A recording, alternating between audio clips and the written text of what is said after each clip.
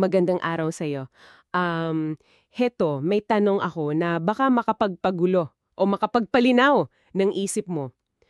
Paano kung yung pinakamalaking, alam mo na, sagabal sa misyon ng community mo o ng simbahan nyo, hindi pala yung kakulangan ng passion o ng pera?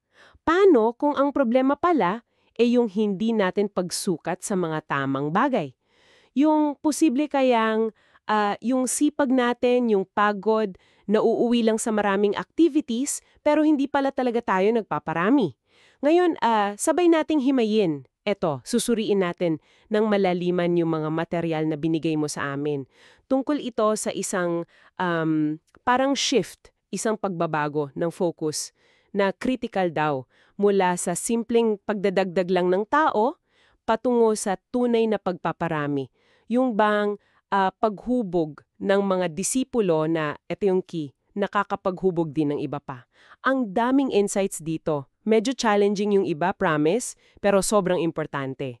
Yung mga source na to parang mapa nga eh. Pinapakita nila yung pagkakaiba ng dalawang landas, tapos binibigyang diin yung kahalagahan ng pagsukat, hindi daw bilang corporate tactic kundi bilang isang, spiritual discipline. Titingnan natin yung basehan nito sa Biblia, yung mga panganib kung mali yung focus natin, at syempre yung mga practical na step. Paano ba talaga ito gagawin? Ano ba goal natin? Simple lang naman. Pagkatapos nitong pag-uusapan natin, sana mas malinaw sa'yo kung nasaan ka ba sa mapang to at ano yung posibleng susunod na hakbang mo. Base syempre sa wisdom na nasa mga source na to. Okay, simulan na natin to himahimayin. Doon tayo sa ugat ng problema na sinasabi dito. Kasi madalas pag sinabing church growth, ano agad na isip natin? Maraming tao pag linggo, di ba? Oo, yun agad. Malaking building, ang daming programa, yan yung tinatawag sa sources mo na addition model. Pagdaragdag lang, nagbibilang tayo ng umattend, ng sumali sa event. Pero, teka, parang may warning dito sa mga materyale mo. Baka ito mismo yung bitag. Eksakto.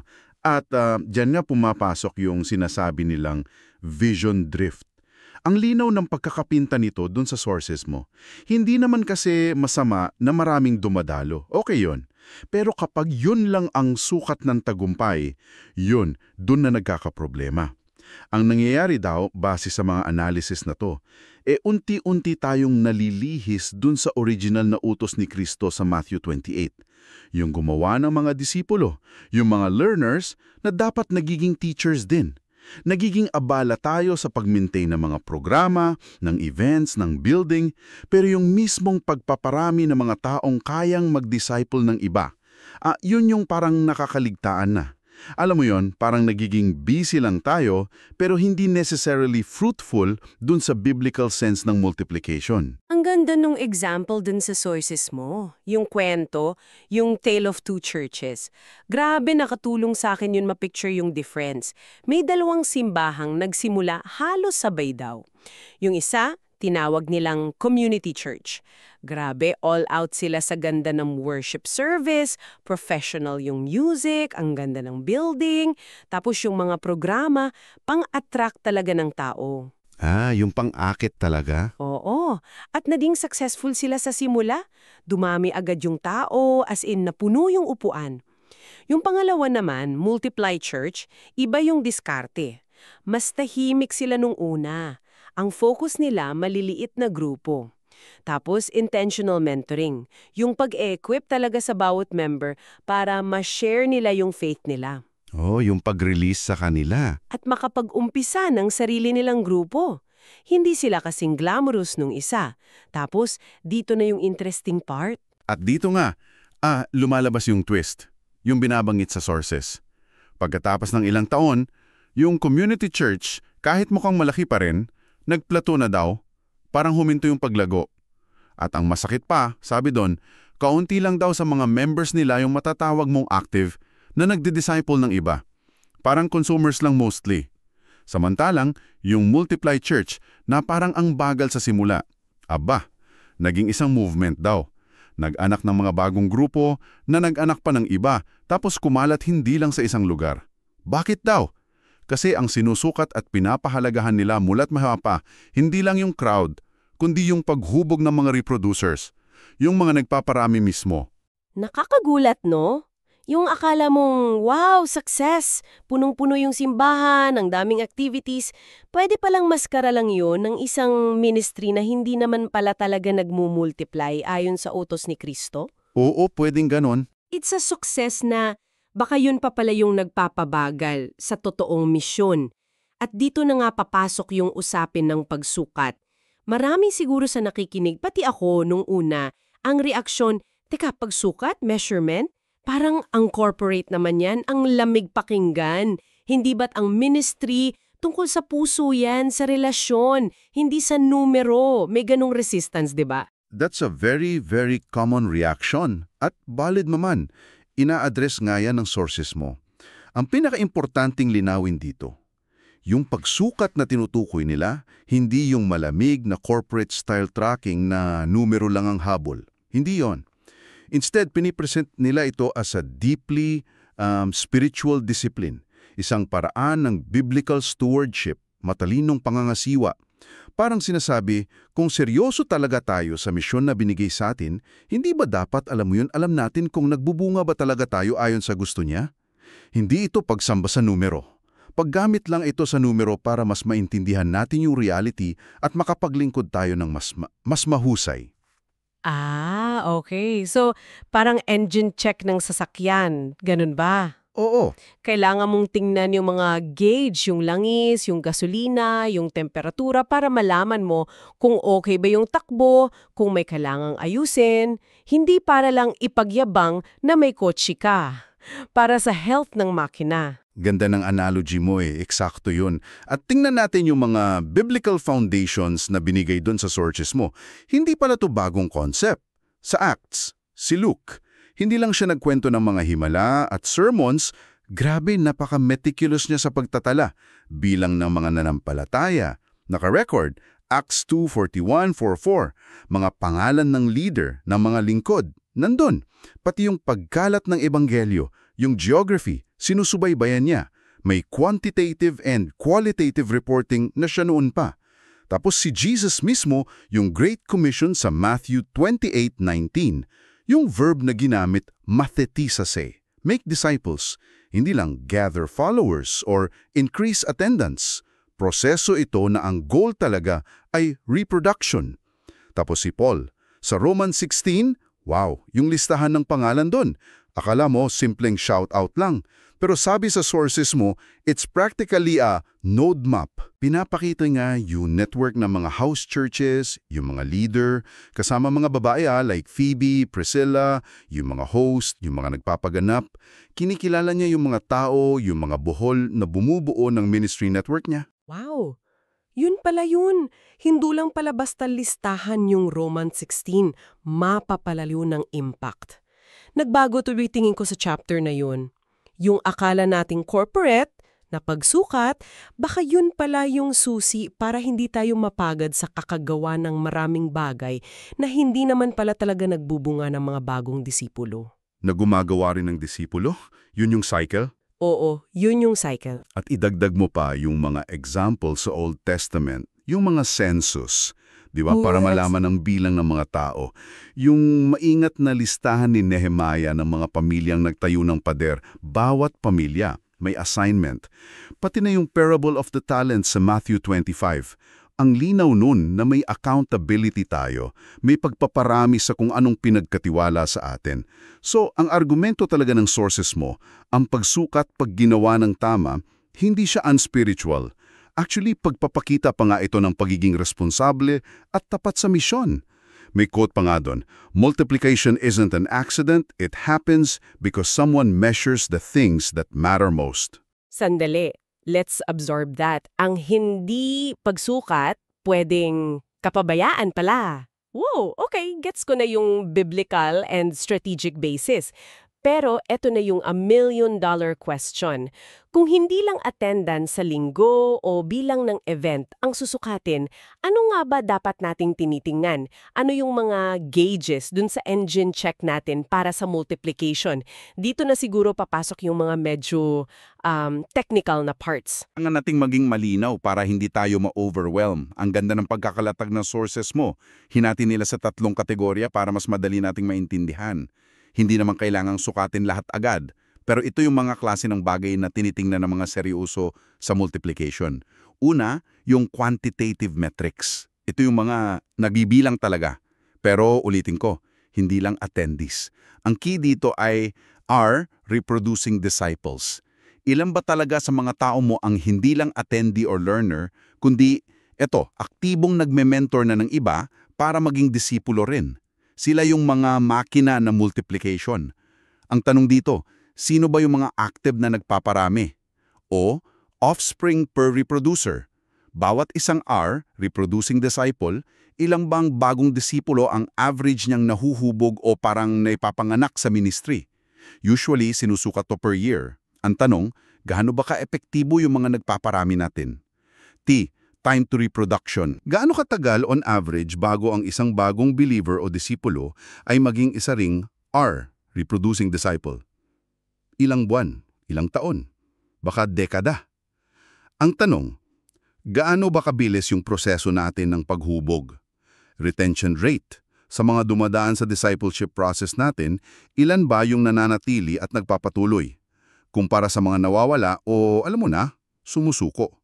Ang tanong, napapanatili ba natin yung mga hinuhubog natin? Okay, ROT, retention, medyo madugo pakinggan sa una. Pero pag inisip mo yung tanong na sinasagot ng bawat isa, nagkakaroon ng sensay. Halimbawa, kung mataas yung R nyo, marami kayong reproducing disciples, pero sobrang bagal ng T nyo, yung time to reproduce. Ibig sabihin, may ginagawa kayo, pero baka masyadong komplikado yung proseso nyo, kaya hindi agad nakakapag-reproduce yung mga tao.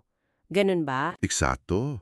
Nakikita mo agad kung saan yung posibleng bottleneck o kung saan kailangan mag-adjust. Ganun siya ka-useful. Pero syempre, hindi lang numero ang basehan. At dito na papasok yung pangalawang kategorya, qualitative metrics. Tinatanong din kasi ng sources mo, kumusta naman yung kalidad ng paglago? Kasi pwedeng mabilis nga ang pagdami, pero ang babaw naman pala. So tinitingnan dito yung mga bagay tulad ng lalim ng disiplina. Nakikita ba talaga sa buhay nila yung pagsunod sa salita? Yung paglago sa prayer life? Yung pagmamahal sa community? Yung pag-share ng faith? Madalas, sinusukat to hindi lang ng numero, kundi ng mga kwento, testimonya, obserbasyon. Reproducibility of spiritual practices. Yung mga tinuturo ba nating paraan paano mag-pray, paano mag-share ng testimonya, paano mag-lead ng simpleng Bible study, sapat ba na simple para kayang ipasa o ituro din ng tinuruan mo sa iba? Kasi kung masyadong pang-seminaryo yung level, nako, hindi yan magmumultiply sa baba. Mga kwento ng pagbabago, ito yung puso sa likod ng mga numero. Ano yung mga life transformation stories na nagpapatunay na may tunay na gawa ang Diyos? Mahalaga to. Kasi kung puro numero lang, baka nga maging parang pabrika. Kailangan yung kwento, yung puso, yung lalim. Oo. At yung pangatlong kategorya, ito yung operational network metrics. Ito naman yung pagtingin sa sistema o daloy ng discipleship ninyo. Dito pumapasok yung mga konsepto tulad ng node mapping. Sino ba ang nagme-mentor kanino? Parang pag-drawing ng discipleship family tree ninyo. Makikita mo rito kung sino yung mga key influencers, yung mga nodes, saan may mga isolated na grupo o baka may napuputol na linya ng mentoring. Discipleship pathways. Malinaw ba at simple yung proseso nyo mula sa pagiging seeker hanggang maging reproducer? Alam ba ng mga tao kung ano yung next step nila o nalilito sila? Churn versus growth. Ito importante rin. Hindi lang kung ilan ang bagong pumapasok, kundi ilan din yung umaalis o hindi nagpapatuloy yung churn. Baka mamaya ang daming ang bagong dating pero mas marami pa pala yung nawawala kasi hindi sila naaalagaan o nadidisciple ng maayos. Kailangan malaman yung net growth. Nabanggit din pala sa sources yung mga simpleng formula. Yung parang R divided by D, reproduction rate, R times O, annual new disciples for multiplication, or D plus R times O divided by D, net multiplicative growth factor. Teka, medyo nakakatakot tingnan yung mga letra at division sign. Parang math class. Nakaka-intimidate nga sa una. Pero ang diin talaga ng sources mo, hindi ito para maging math wizards tayo, okay? Relax lang. Ang mga simpleng formula na yan, parang mga dashboard indicators lang sa kotse mo. Yun lang yun.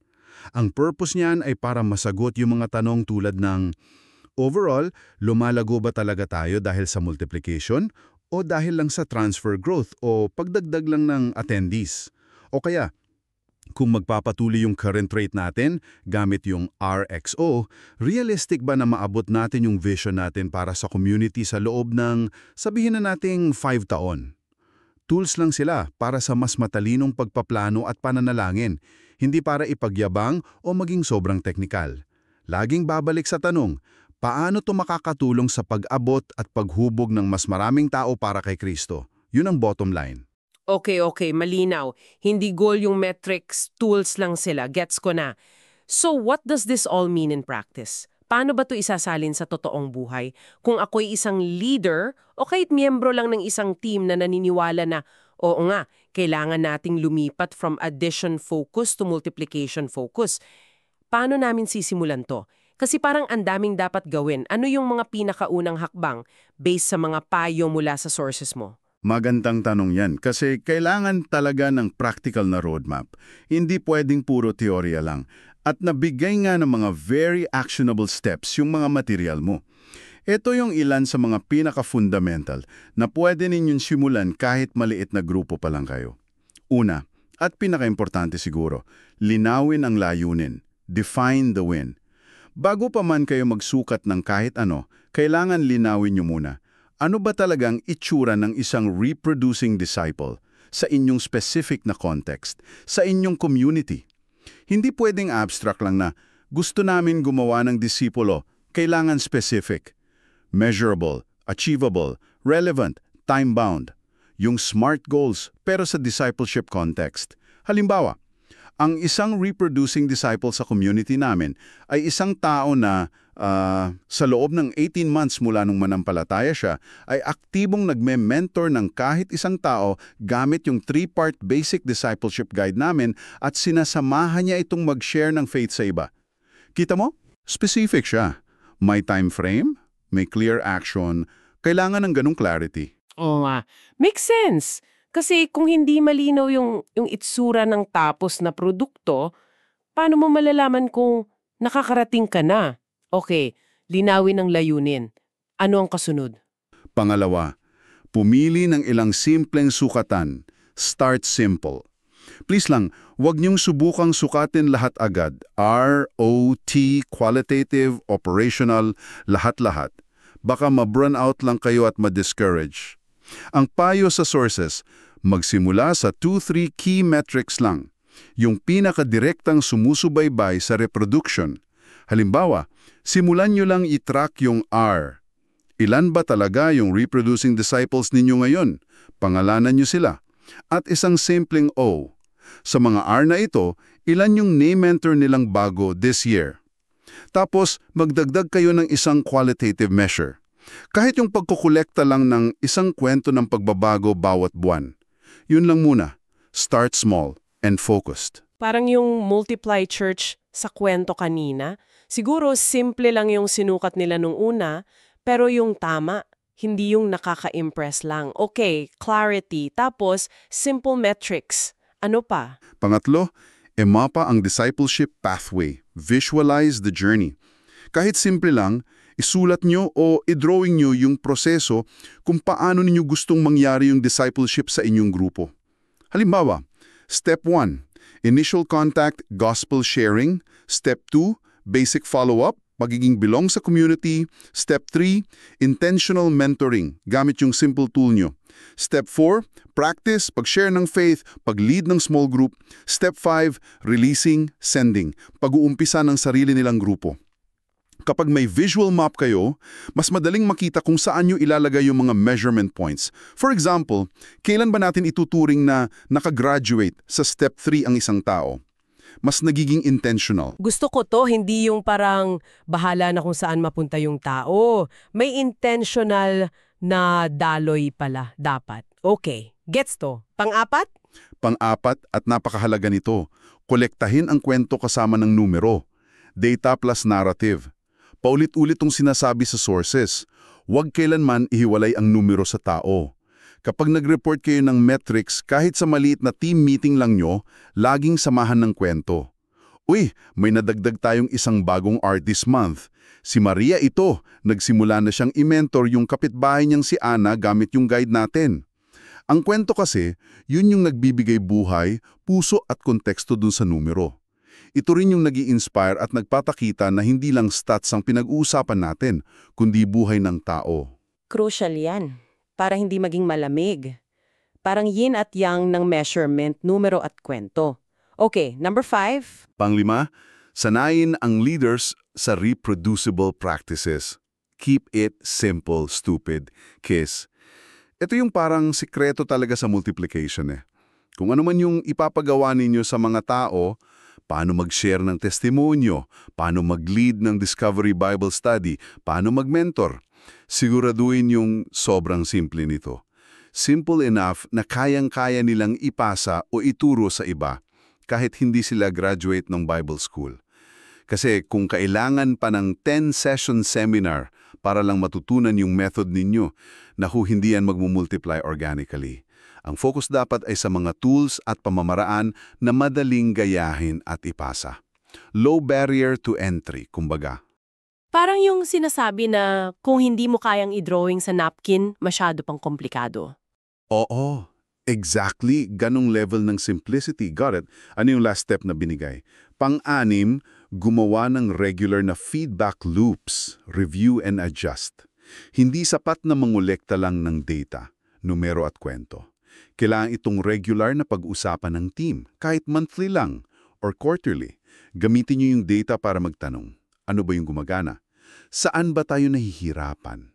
Ano kaya ang sinasabi ng Diyos sa atin based dito? Anong mga adjustments ang kailangan natin gawin? Sa training ba? Sa pathway? O sa focus natin? Ito yung nagiging learning cycle. Tinutulak kayo nito toward greater effectiveness. Hindi yung collect lang, tapos tago sa cabinet. At bukod sa mga steps na to, nabanggit din sa sources yung pag-model kina Nehemiah at Paul. Ang ganda ng insights doon. Siya para makita yung reality ng pader. Tapos pagkilalo sa mga tao, gumawa siya ng registry. Pag-assign ng malinaw na responsibilidad, pagkakaroon ng work rhythm, at pag-celebrate ng progress. Very organized and intentional siya. Kay Paul naman, lalo na sa Romans 16 na pinag-usapan natin, makikita yung focus sa relasyon at network. Yung pagpapahalaga sa mga nodes, yung mga host, mga mentor, yung pag-endorso para magkaroon ng trust, pag-encourage ng diversity sa network, at yung kahalagaan ng hospitality sa pagpapanatili ng connections.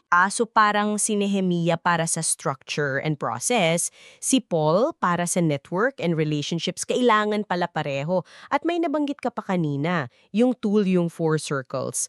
Parang personal check-up ito, tama ba? Oo, napakasimple pero ang powerful na tool niyan for self-assessment. Galing din sa mga sources mo. Ganito lang siya kasimple. Tanungin mo lang ang sarili mo. 1. Sino ang Paul mo? Sino yung nagme-mentor at humahamon sa'yo para lumago ka spiritually at sa ministry?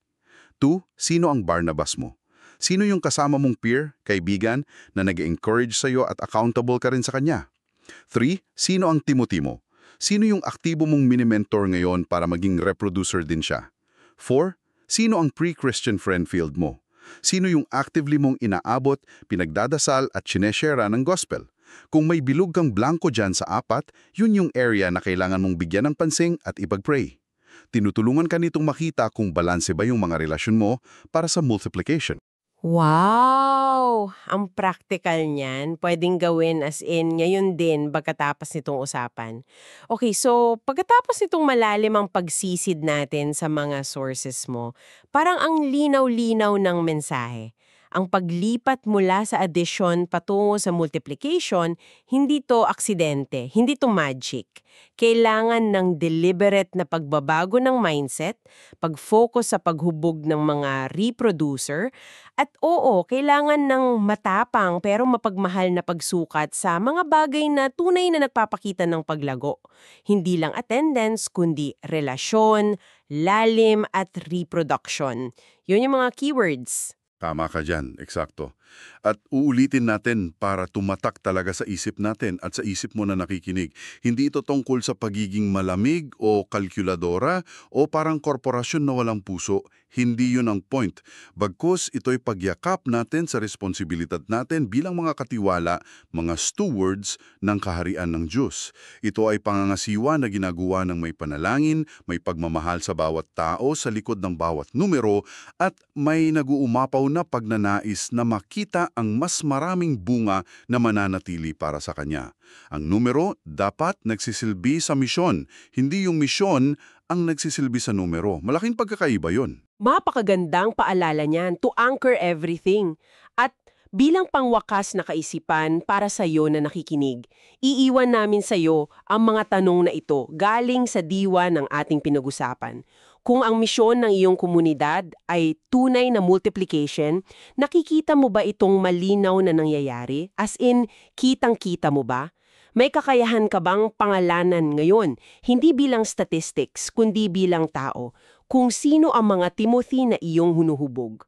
Sino ang mga reproducing disciples, R, na nagpapatuloy ng gawain sa inyong network? At kung gagamitin mo yung 4 circles tool na binanggit kanina, anong isang bilog ang pinaka-challenging para sa iyo ngayon? Saan ka blanko? Anong isang relasyon ang maari mong simulang subaybayan o palaguin ng may higit na intensyon at pastoral na puso ngayong linggo? Hindi para sa stats, kundi para sa pagsulong ng kaharian ng Diyos sa pamamagitan mo. Hanggang sa susunod nating pagsisid sa karunungan at kaalaman dito sa The Deep Dive.